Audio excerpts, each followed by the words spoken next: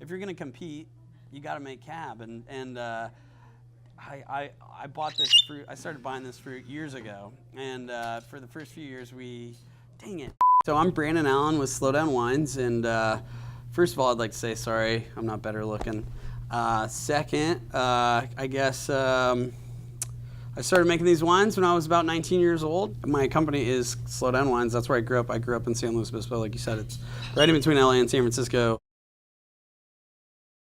Sexual Chocolate, I mean, that was kind of my first wine. That's the original wine that I started making in college. And I always loved the movie Coming to America with Eddie Murphy. And I always loved the name Sexual Chocolate. You know, in that movie, if you've never seen it before, he has this cover band called Sexual Chocolate. And at the time, we were making wine in our backyards. And I just thought we were like a cover band of winemakers. And so I named one of the barrels Sexual Chocolate, and it just stuck. The second wine that I ever made was the Chardonnay. And when I first started making wine, you know, I hated Chardonnay. It was just all the wines that I was tasting and starting to like get exposure to, you know, California Chardonnay, I just wasn't super thrilled with. I thought that, you know, I was just more interested in other things. And then I started getting exposed to Chardonnays from other parts of the world. And for me, like, those were a little bit more interesting. And, you know, I don't know. I'm not trying to like create something new or do anything, you know, that's like super different or anything like that, but I just wanted to make Chardonnay that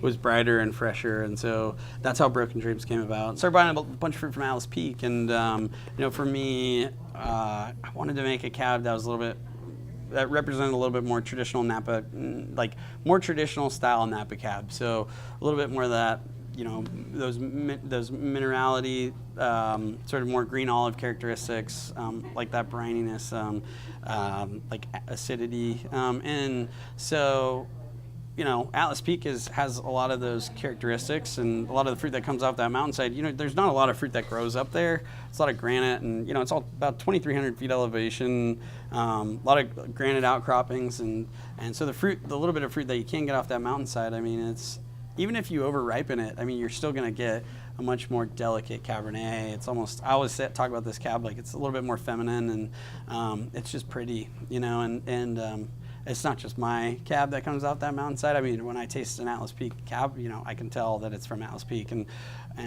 those are the traits I was looking for. And so that's when I, you know, wanted to sort of get into that space or get into that side, and I guess compete with all these guys that make really incredible cabs. That was kind of my first choice.